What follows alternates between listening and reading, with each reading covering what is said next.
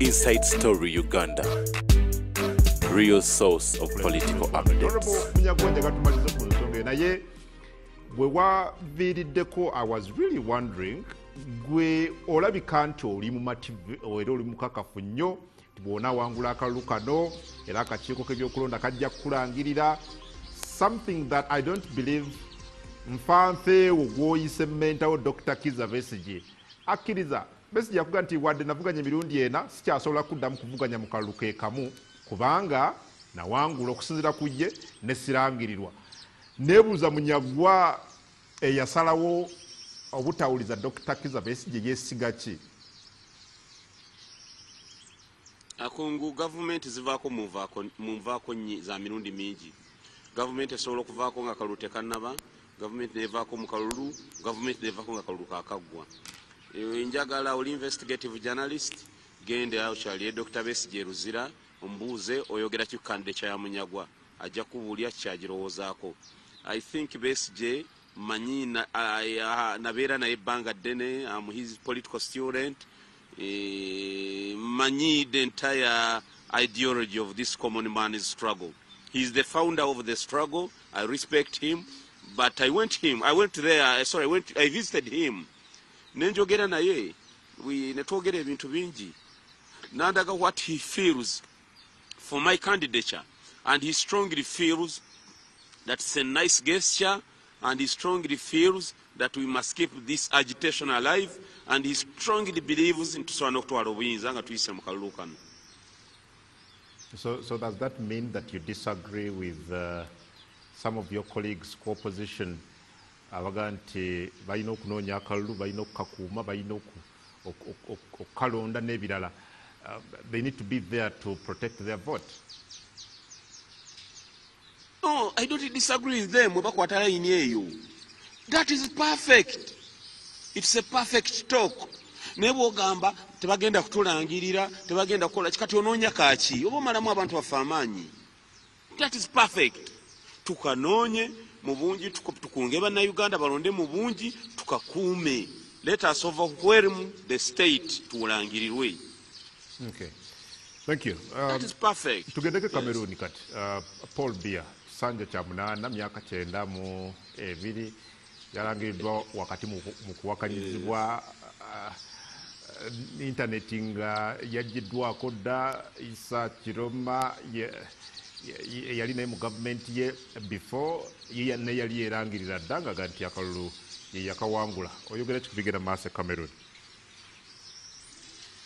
Nze ndowooza gundi Bufalansa yandikiriza Cameroon nefuna demokrasia. Of course, Paul Biya, I rarely seen president, I rarely seen in public. Ne Cameroon tabeerayo, abeera mu hoteli Gabeyo, Switzerland. Taina kyonna kiyinza muweesa kalulu mu Cameroon. Most significantly, walabye juzi muwala we yavuddeyo n'agamba taata abantu baleke. Olaba ne muwala watuuka okugamba taata bino biveeko, kitegeeza nti your popularity ebeera decaying almost to zero. Ekyabaddeyo Cameroon was purely a military takeover because the candidate Chiroma batuuse n'okutuuka mu luggya lwe ne batta ne basupporters abamu bakubiddeyo basupporters abamu bana amasasi. 10 election petitions ze bakutte mu constitutional court zakasukiddwa ebbali ebweru nga teziwulirizddwa na kuwulirwa. I think Bufalansa eri determined to maintain a puppet president in Cameroon. Kuva mu 1982 Paul Biya abadde darling nnyo wa Bufalansa ne European Union, naye kakati omulabira ddala nga takyamanyi na kigenda mu maaso mu Cameroon. Ng'ogyeko kuba emyaka 90 naye n'obulwadde mulwadde. Nsuubira kiri unfortunate nti the will of the people mu Cameroon esobola okubeera averted by foreign forces.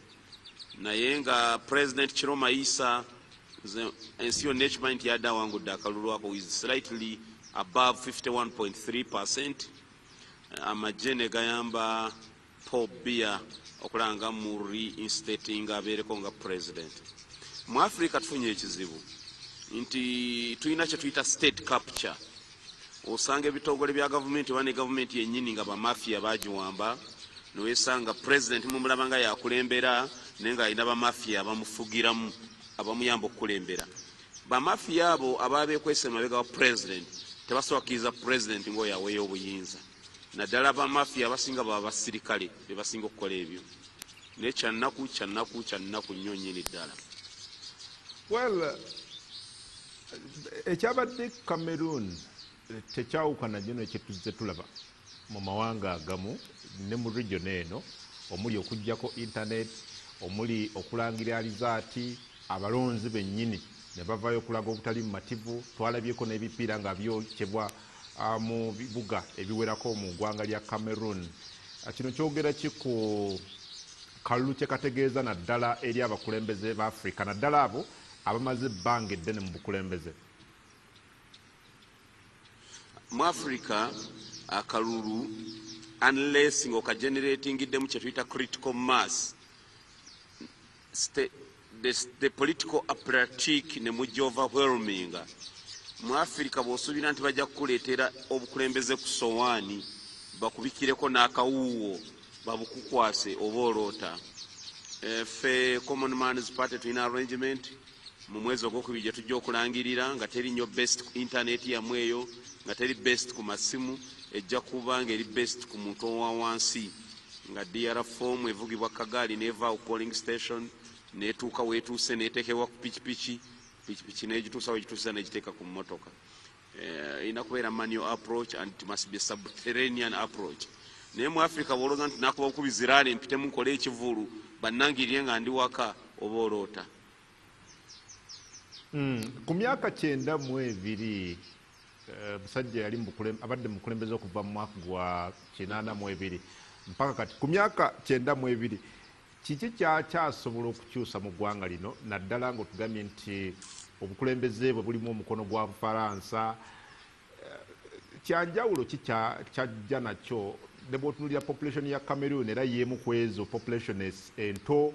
I mean, I'm wondering kipya kyali nakyo ku mmeeza now that official results za gazetting olunaku olwajjo eziraga nti yawangudde n'ebitundu ebisoba mu 53. Talina kipya kyayinza kuzzaako, naye nammwe temuyinza kukoma ku ekyo kyakunyumya bunyumya nti omuyaka 93 nga bakungu 33 mulemedde okukola kye muyina okukola.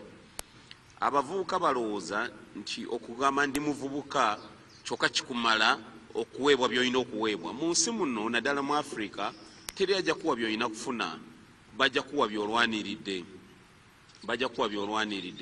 So talina kyayinza kuzzaako, but mulimu guli eri abavubuka ba Cameroon to gather that critical mass okulaba nga beddiza obuyinza.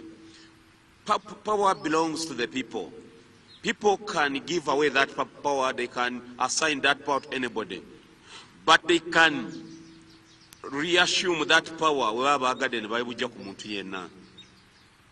So okuyimba obuyimbi wa myaka 93 nga temukoze kyamaanyi kumuggyako obuyinza, ndaba nga bayinza okwonoona obwonoonyi ebiseera. Alright. Honorable akadde kaffe producer ngamba tukome wano, njagala kwebaza, but maybe a very final one. Ekyabadde Cameroon kituyigiriza ki ng'eggwanga now that naffe tugenda mu kalulu, era waliwo by'otunuulira mu Cameroon noga nti Uganda tulina bye tufaanaganya oba bye twawukana ennyo n'Abakameruni bano? Kituyigiriza ebintu bina nti okunoonya akalulu kirala, abantu okakuwa kirala, okulangirira kirala, okakuuma kirala n'okulangirira kirala, bintu bina. Sibula batulaba 10 wakati mu kuwakanyizibwa abeeyo nga bagana yessebo oyagala kutufiirako bufiizi gwe president asinga obukulu mu bapresident abalamu mu nsi yonna. Ku myaka 92 oyagala kisanja kirala kya myaka 8 ekitegeeza nti lwanaaviirako oba bwanaaviirako nga wezze emyaka 10 beddu, emyaka 10 omuntu omu nga yafuga, rather omuntu omu ku myaka egyo ng'akulembera eggwanga ayagala kisanja kya 8. So that we need to see how it will be unfolding.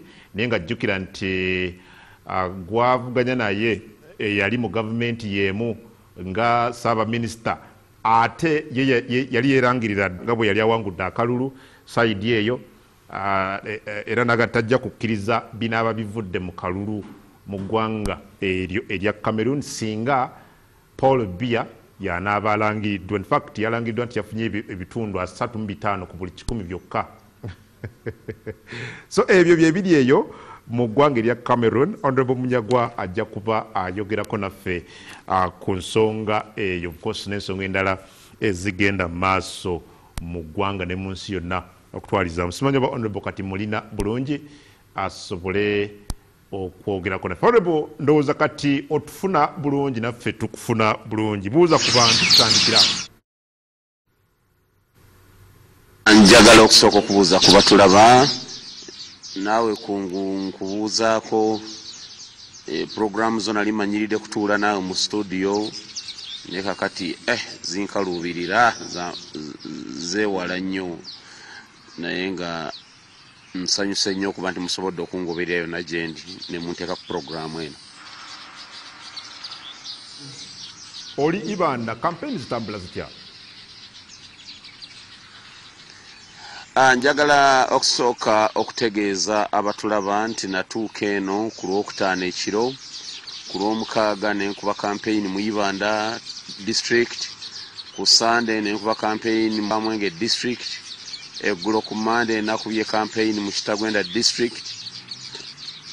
Kungu reception yabadde mammoth, abantu batwagadde nnyo eno. Leero nvuddeyo ne nfuna stopover n'embalala. Waliwo abakulu benjagala okusinkana wane ku Nyamitanga mosque gye bayita Swada mosque. Bwe mmaliriza okuvaawo njolekera e Kabaale. Neera wano njogerera ntudde ku Lakeview Hotel mu Mbalala. Naye nga campaign zaffe Nap Country zitambula bulungi nga bwe kyali mu West Nile bwe kiri ne mu Western Uganda. Tubuulireko ku kyabadde Kitagwenda. Twakulabye walaze eggwanga lyonna eka nti wano yeka nalabye excitement but osobola otusigira ekifaananyi ku first of all kyewatulaze eka ewammwe but also ne reception gye wafunye awakaawo given nti oli mwana waabwe na biki bye bakusuubiramu nga ggwe avuganya ku kifo ky'obukulembeze bw'eggwanga. Ekisooka njagala kutegeeza abatulaba nti Munyagwa Mubaraka azaalibwa omusajja ayitibwa Haji Burhani Serunga ne Hajjatu Nuriyati Nambooze. Munyagwa yazaalibwa Ekitagwenda district, nensomera Ekitagwenda high school, nengenda Najjake Ntale school katono nnyo, nengenda Nyakasura school, wenava Nyakasura school nengenda St. Lewis College Kyegobe Fort Portal gye nava nengende Makerere University. Nze district zino Ibanda, Mbarara, Kitagwenda, Kamwenge, Toro Kingdom yonna nzinamu attachment nene nnyo. Rubirizi, Kasese nzinamu attachment nene nnyo kubanga tubolanga Ekitagwenda high school nali head boy. Nze nga mbeera students leader wonna gye nze mpita. Ba OBs bange ba OGs be bali mu local governments be bali mu kizibu nnyo okujja eno nesweebwa Kings Royal Welcome. Ekitagwenda kyabadde kika, Ibanda kyandibadde kika nnyo naye enkuba yakigwamu, Kamwenge nayo kyabadde kikambwe. So eno kizibu nnyo oli ogamba nti sijja kufuna that heroes welcome. Unyiza ngeri gyofuwamu olulimi lweyo nti naye Munyagwa olina kutumulabira wano. Anything for them? No, you see, Bannayuganda twejjemu enkola eyayita Uganda kawanga katono. Twejjemu okukozesa ekyalo nga kikulimu gwe ne wotandika kwewaana bwewaanyi. gwe kungu okubeera Kampala awo nga tosobola kwogera Lunyankole, tosobola kwogera Lutooro, tosobola kwogera Lukiga, tosobola kwogera Lukyoli, tosobola kwogera Lunyolo. Mu nnimi ezo nga tolina mwakiri nnimi 3 z'omanyiimu. Noweewaana bwewanyi nze ndimanyi Luganda lwokka, nze ndimanyi Luganda lwokka. Nze ndowooza ne mentality y'ekyalo eba ekusumbuwa. Lino eggwanga lyaffe. Tewali wano tetulinawo tribe eweza abantu 20%. Abaganda be basinga obungi balinga 14, meaning nti gwokubeera president wa Uganda olina okuba olimu ebisaanyizo ebigatta Uganda at least ebitundu ebisoba mu 5 ku 10. Munyagwa mwemba ngendye Tooro seetaaga interpreter, bwembeera Kabale seetaaga interpreter, bwembeera Mwankole seetaaga muvuunuzi, bwembeera Bunyoro seetaaga muvuunuzi. Katukogatta ne Buganda regions ezoogera Oluganda, Busoga, Bugisu. So kitegeeza mbu eggwanga bwembeera president buli wamu mba nditegeera. Ne muleke kuveeyo nga gwava Bukomero gy'omanyi yokka, ebimanyi by'ebukomero n'otandika okwewaana nze ndi Muganda nnyo olaba amanyi by'ebukomero byokka. Eba mentality ya kyalo. Nga sinnaba kutuuka ku byo zoyogera ne byewayogedde ng'oli ekitagwenda. Oyogera ki ku bantu abakufudde omugano okukuba mu bukatuuni nalabye n'obutambi obulaga okutta olusani olunene bwe luti okanudde amaaso. Nga sambadde saati. Yes, mbiraba n'abaana bange babiraba. Actually my daughter is concerned. Naye nze ebyo tebinkwatako. Abaganda tugamba omuti okuli ebibala gwe gufa enkonyogo. Tuli ba candidates 8 ne candidate asinze okutyobolebwa n'okwogerwako yenze. Kubanga bannange bonna olwokuba mbasinga endorsement eri abantu bo balooza engeri yokka ey'okunzikakkanya kunkuba mu bukatuuni kuntyobola ndi omukyere sambadde essaati nkola ki. Naye nabadde eno ekamwenge ng'abantu bibagamba baseka busesi bagamba abo tobafaako wa mwaka lutujja kakuwa. Batidde of course batidde. Waliwo n'omulala gwe nalabye alaga nkyalidde omu ku mukadde bambi omukadde yafiirwa ngenza omukubagiza embeera si nnungi naŋŋamba kale eraba tosobola naggulira maama wo ntebe biki they are fault finders. Waliwo bwe tubeera eno mu byalo abantu baba bafeeka ab'ebugagga ab'emwavu kabani naye abantu betwakulira mu abantu bo obakyalira n'okola ki ate wamu n'ekyo yembeera gye tulwanira n'okubajjamu. But bacandidates bannange baba bali mu kunvuganya bonna bakola kimu kya fault finding mu nkambi ya Common Man's Party. Nti bw'okwata ku buyinza ebimu ku byogenda okusaka essira kweko kola amakubo okutumbula ebyobulamu n'okulwanyisa obulyako bw'enguzi mu ggwanga. You need to tell us more about that.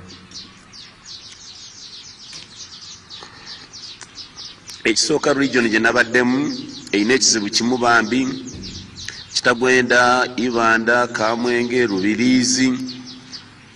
Abantu abali e Buganda bamanyi nti abantu beno bebafuna mu government. Ne bw'otuuka Kitagwenda n'olaba poverty stinks to the high heavens. Abantu baavu, abaana baabwe tebalina mirimu. Actually kakatto Kitagwenda tekyalimu nakubo li connecting mu district litamu Makati. Ekkubo lyonna lyafuuka Mpompogoma Njereere. Bw'otuuka Kamwenge terina referral hospital y'amaanyi. District na health center I think yesingayo obunene. Ibanda referral hospital yo ya Catholic Church. So olabira ddala nti problem gye tuyina abantu beno wadde baziwagira NRM naye tebalina service delivery. Nabagambye time etuuse balonde president amanye ebizibu byabwe. Ekisookera ddala nga nja kulaba nga nabo resources z'eggwanga zino bazituukako kubanga kati zeewunzise. Bw'oba otambula eno zikomako mu district ezimu abakulu mwe bava naye tezeeyongerayo eri mu districts endala. So Toro Kingdom yonna bw'ogitunuulira ng'oggyeko Kabarole Fort Portal City deliberately impoverished. Kakati bwotunula ne parts za Nkole, sub-region, Ibanda, Rubirizi, olabira ddala nga poverty obuyavu obuliyo bugenderere. Okwogatta bundi bujontoloko enzururu zonna olabira ddala nga obwavu bugenderere. Abantu beno nsuubira bajja kumpaka 9 ku 10. Because lyasobola okufrontinga argument nakugamba nti enteekateeka za gavumenti ezikolebwa bwe zijja tezisosola bitundu nti enteekateeka ez'okujja abantu mu bwavu PDM egende Busoga wokka, PDM egende mu mambuka ga Uganda wokka, oli ayinza okuga nti ziri rolled out okwetolola eggwanga. Kikyoyita akagenderere? Justification kijoowa okubanga ntungamo eina population ntono yeri speed ya iriri Ibanda ne Kitagwena ne Kamwenge zina population nene zote ziri speed eyo nti nokwate kolero lya bilioni 3 mu America lyona oli kuba entungamo abene Ibanda Kitagwenda wanga twena na choka seyo. Justification kijoowa yensonga lwaki tugamba tukozesa olusaniya lwakuba mu ebirowoozo byammwe bannayuganda bamu biri ku mmere yokka naye olusaniya tugamba resources z'eggwanga ziteekebwe platform eri transparent. Bw'oba ogamba nti entungamo ntaddeyo ekyuma ky'emmwanyi fantastic, naye funako ne kyoteeka Ibanda oba Ekitagwenda, funako kyoteeka Busoga, funako kyoteeka Butambala, funako kyoteeka watugamba resources zigende ku lusiniya oluli transparent. Kireetesa olusaniya naye bino ebintu by'ogamba nti okuba bano balina oba omukulu gundi gyava ono omukulu gyava bo bajja kufuna mwana balala si bakulu tetusobola kutambula bwetyo ng'eggwanga kungu nkubuulira. Okay, but message y'abantu bagitegeera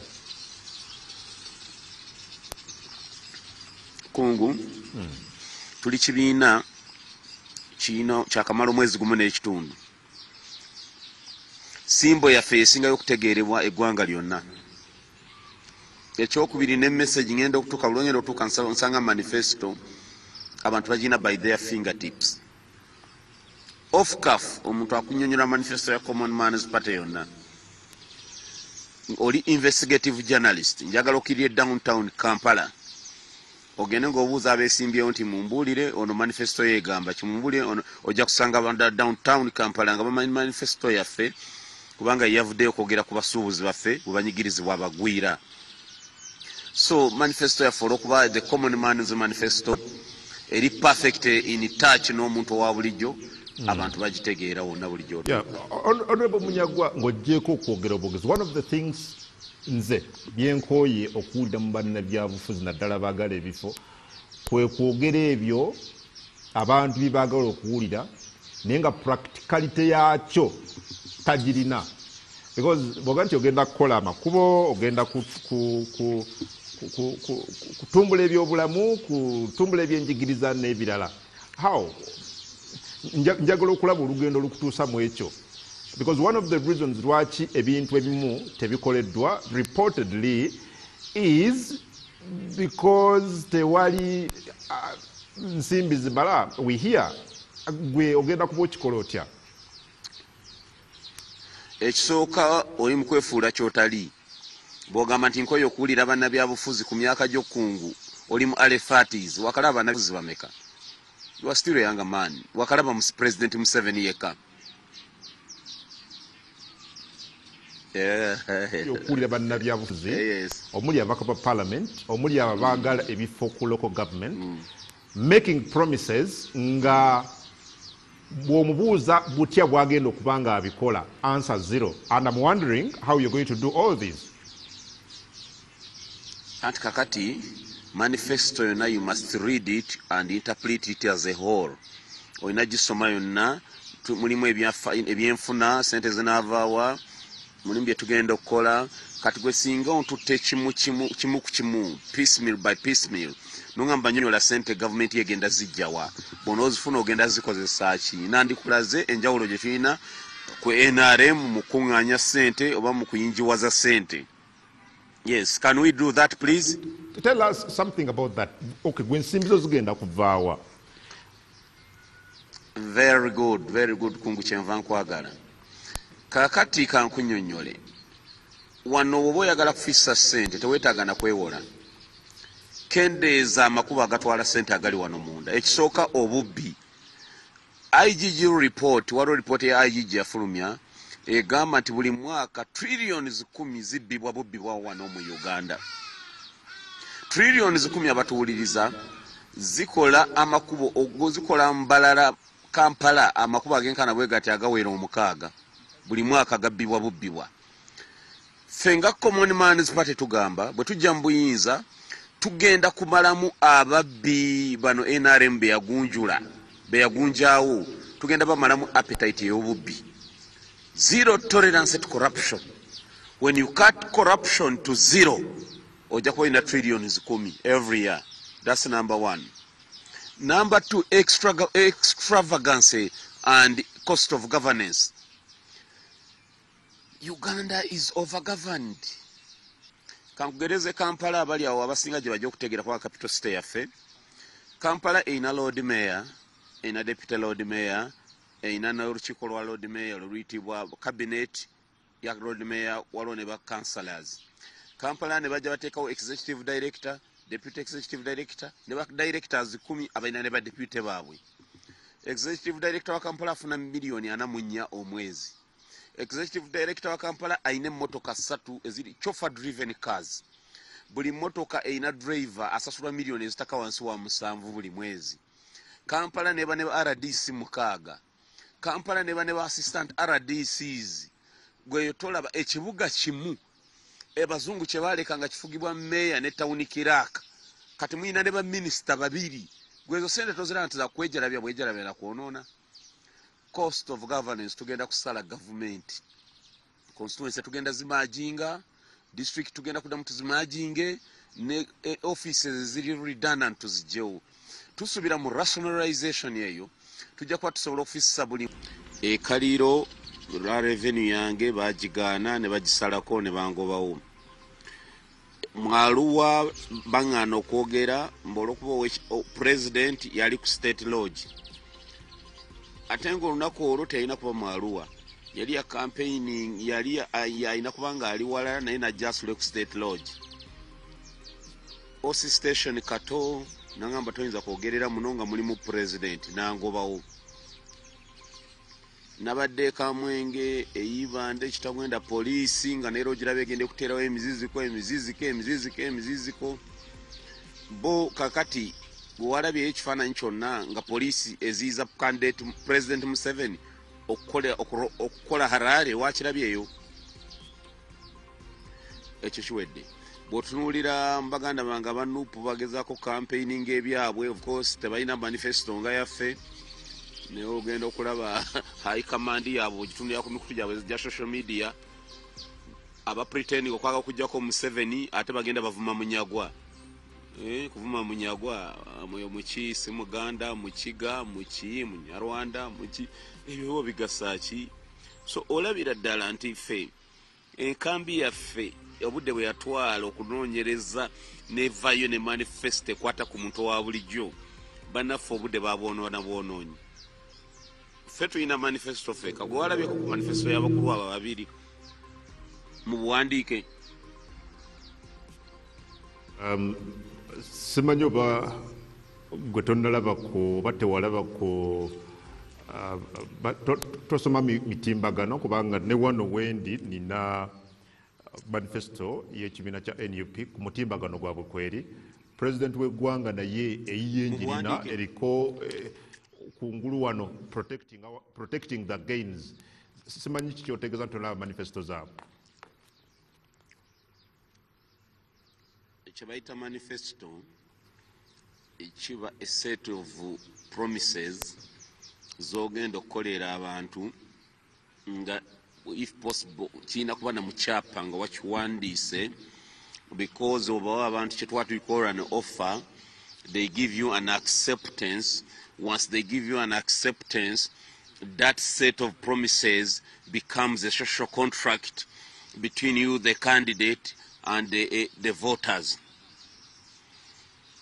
sikuteeka bintu ku social media ku Facebook nga bw'ogendeko Tiddo oyogera birala, bw'obeera Arua oyogera birala, bw'obeera e Kasese oyogera birala, bw'obeera eno owana mukyala wo bwali omulungi, eta ya manifesto.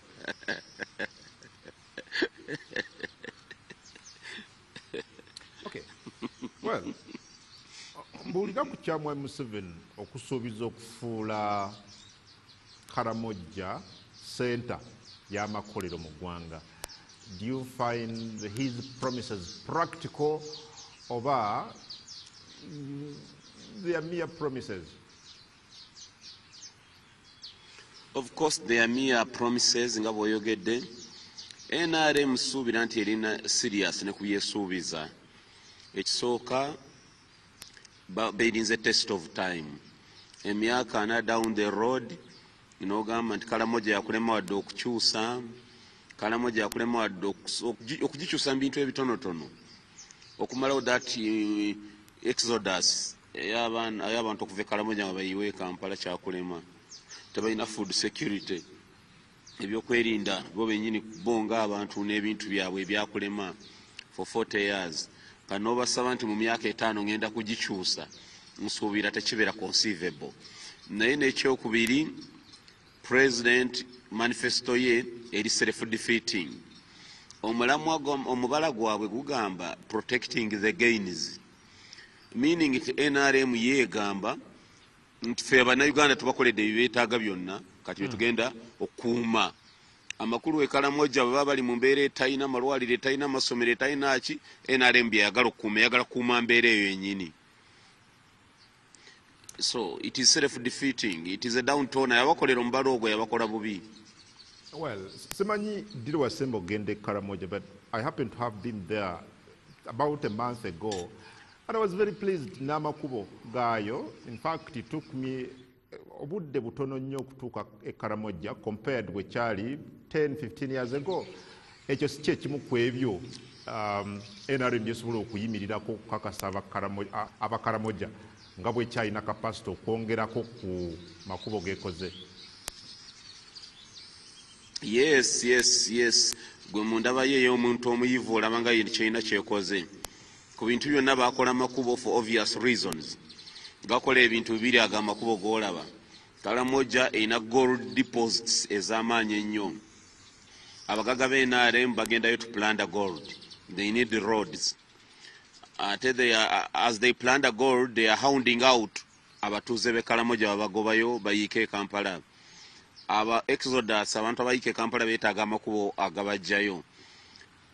Agamba kubo g'olaba tegalina bwe gayamba mu Karamoja wa wansi, talina kyayisaako kubanga talina na kyafulumya. Mu Karamoja wa wansi kikyatambuliza kkubo eryo. Okay, good. So, gwe bw'onaafuuka omukulembeze, for example, just in a minute, olowooza Karamoja ki gavumenti ya NRM kyetakoze mu myaka gino okuviira ddala mu kubajjako emmundu okutuuka kati mu kulaba nti batuga nti baagala kulaba nti batumbula byanfuna byabwe.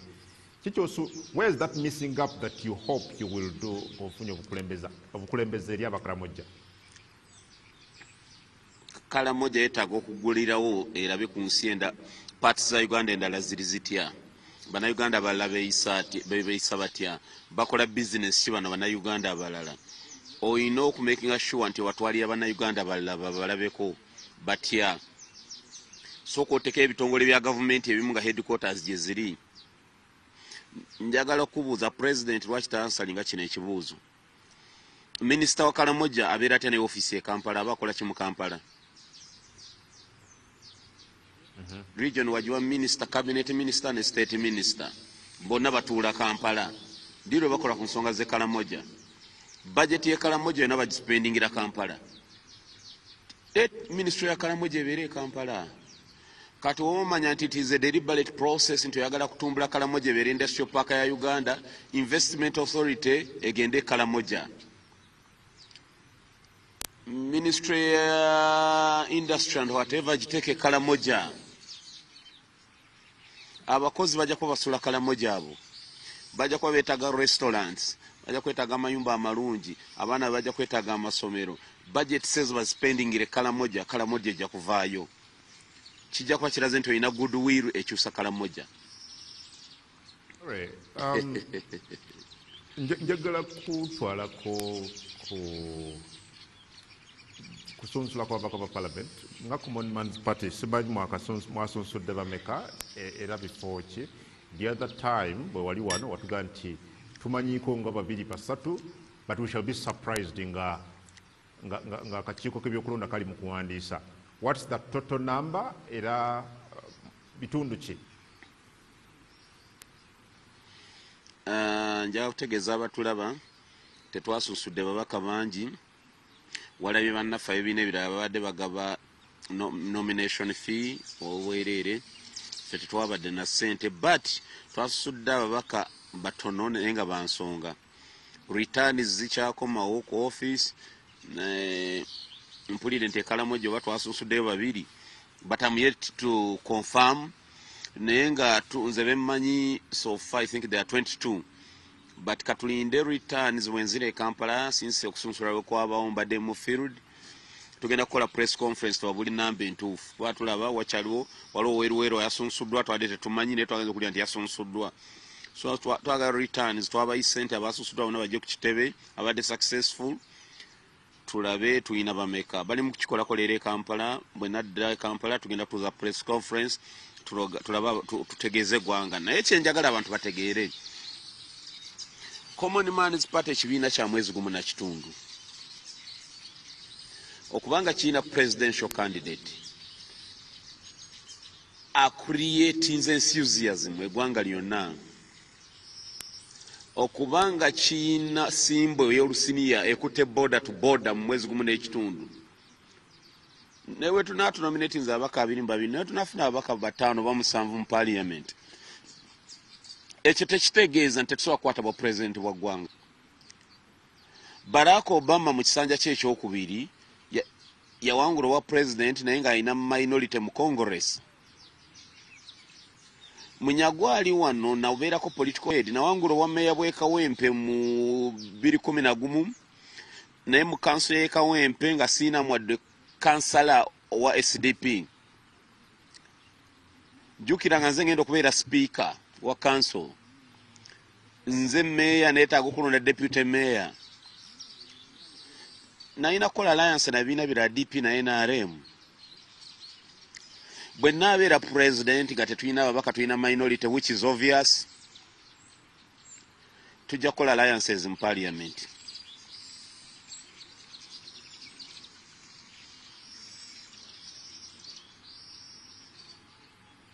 Nulira mu butaba na capacity waakiri okusimba abantu mu bifo ebyokulondebwamu nga akamu ku bubonero obulaga nti mulina buwagizi okwetola eggwanga lyonna.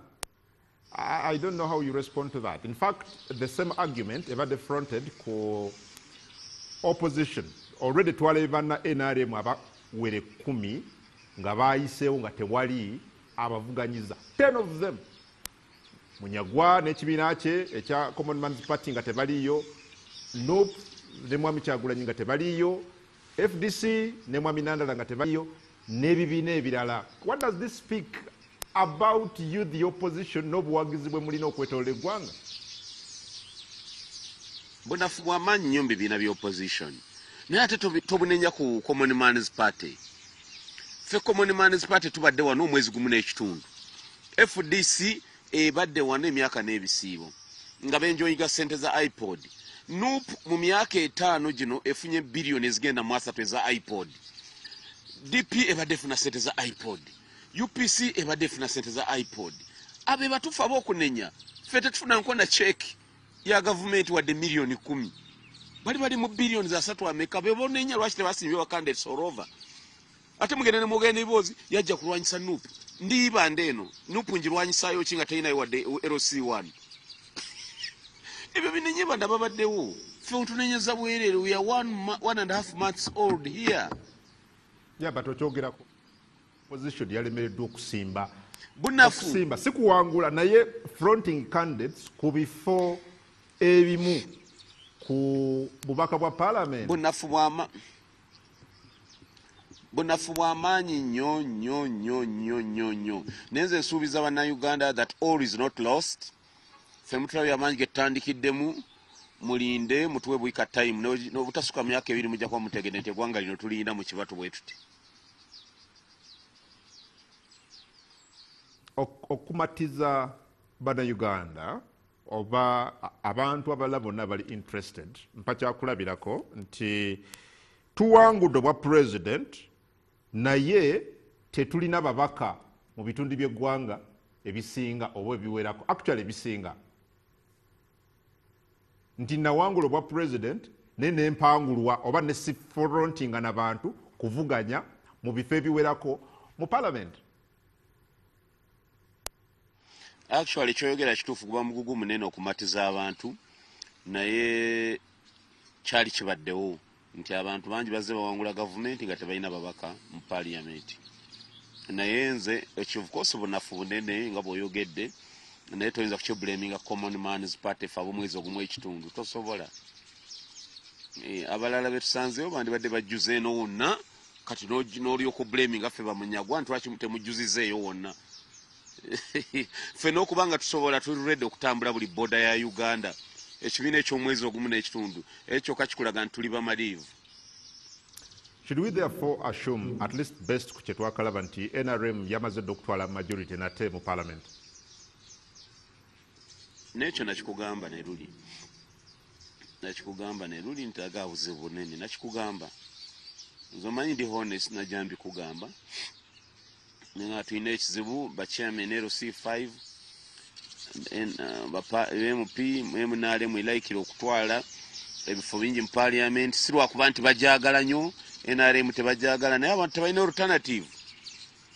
Eno wonna NRM yebadde yevuganya yokka singa common man's party teryandikubeera nene kitagwenda teryandikubeera Kamwenge nene opposition teryandikubeera Ibanda nene ebifo bino byonna mu west wanze ngenda mbikavalinga kati byonna byali abandoned. Olina jagamba waze kulwanyisa bano nga bali Kampala. Oyinza kuwangulira wa president mu Buganda wokka. Buganda yonna ne bwekuwa 100% oyinza obuwangula.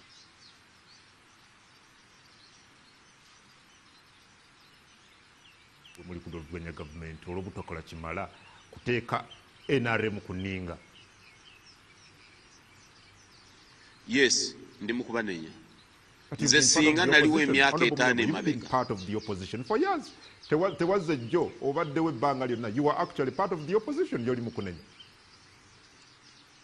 Yes, but doing what? I traversed na remember parliament, but I traversed with Dr. Besigye twatambula border to border. Seasonally party president of FDC. I'm a party president of a party for the first time. I'm a presidential candidate for the first time. Singa tutuuka 2-3 mu gumu nga weakness eno ekyaliwo then olina okunenya. Naye nange bano nyina obanenya. Mubadde mufuna billions za iPod. Mubadde muzikozesa ki nga temulina ba candidates gwanga lyonna. No, namwe mbeere fair. Katunenyani tunemunenyenze. Well, abamu ku babadde bavuddeyo okuvuganya ku bifo ebimu ku babaka ba parliament claim nti balemeseddwa akakiiko k'ebyokulonda oba oliawo n'amaanyi amalala. I've not heard you say that ku ba aspirant oba ba candidates bo abasunsuddwa. Gwe wakikoze otya?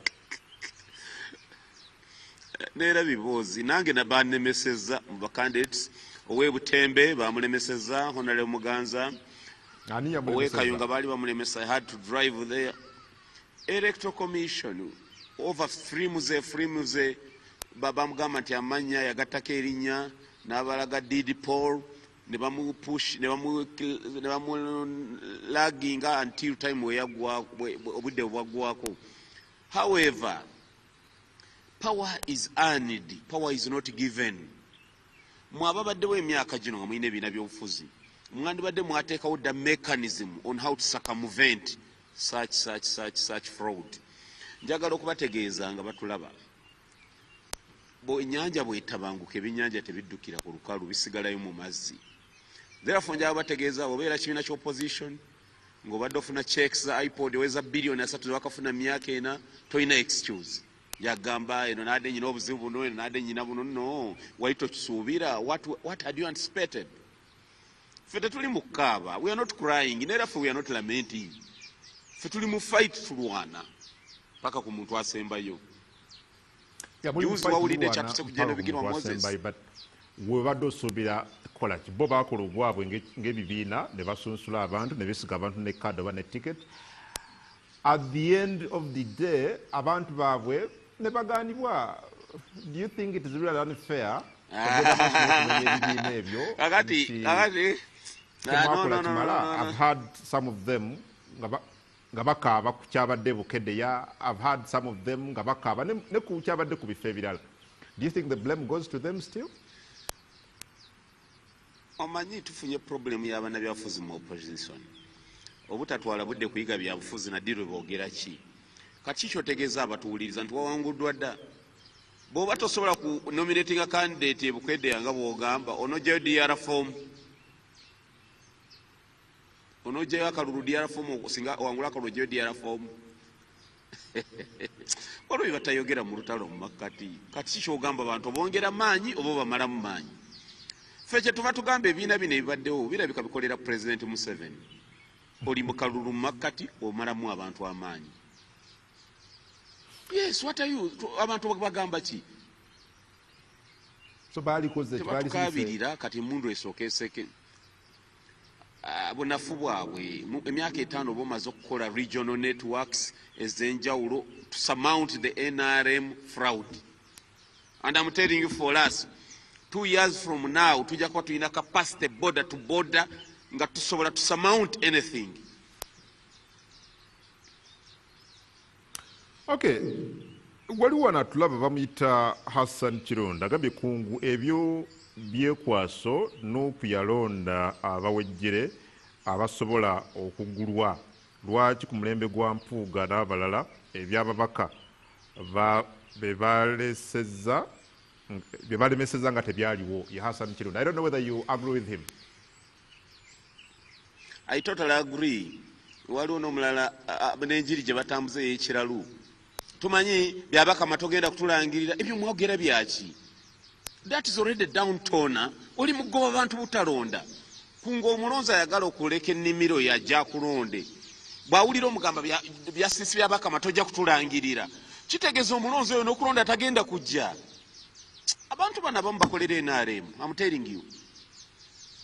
Tuongera muraro y'abantu bajje. We can overwhelm. Listen, let me finish. We can overwhelm the NRM, Mr. Kungu. Negwa abalonzi obagamba ne omunalonda tebajja kutulangirira. Kati bagenda ekyo kyongera campaign bakigimala mu maanyi. Obo balemeddwa bakavemu akalulu badde mabega Common Man's Party. Yeah, you claim nti abamu ku banno bwe buli mu opposition bawagira NRM, but similar accusations or allegations have been fronted against you nti naawe olabika waleeteddwa NRM. Now, if tuli mu counter accusations, muli mu kwenenya bwenenya, muli mu kwesonga mu ngalo, kyogera ki ku mmwe ne preparedness ya mu kutwala obukulembeze nga bali kudoluganya government? Anti kakati alaba abatulabe balabe basalewo nze munyawa kati ndibanda kitagwenda Kamwenge Florida ya NRM gye ndi mukulwana nayo kati neera ndi mukwongera NRM maanyi oba gye ndi mukulwana nayo. Please come on. NRM njongera maanyi nga ndiwayo njinwana nayo. Well, nze bampuliddeko nganda ajana balajana ki mugamba abantu mubisobola babikwasiza ate mulaja nolaja naki buwesize eki nze njaga kwebaza Dr. Besigye yan training akabanga nanzijako engalo naye nanze ekizibu kyenyina kiri eki kya sente bannanga opposition singa nzibaddeko n'ekitundu ze bayina mwandira omuliro wano. Honorable Munyagwa, kandoze nti okimanyi bulungi nti byoyogera oli ku TV ensi ekulaba ate obutambi buno tubutereka yesebo kansule ndikusanyuka TV kankuddiremu bino byoyogera ng'akalulu kawedde nga mbijjayo nga naawe olagira nti banzibye akalulu oba nawangudde nesaalangiriddwa nga bwe tuzze tulaba abamu ku bannabyabufuzi nga boogera akalulu nga kawedde.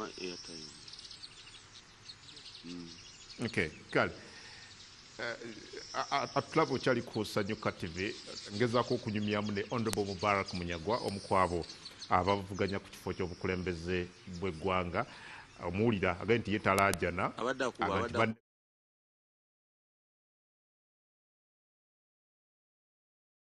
mukalu naye era bagenda kutubba tukimanyi nti awo abalonzi oba obamala mu maanyi.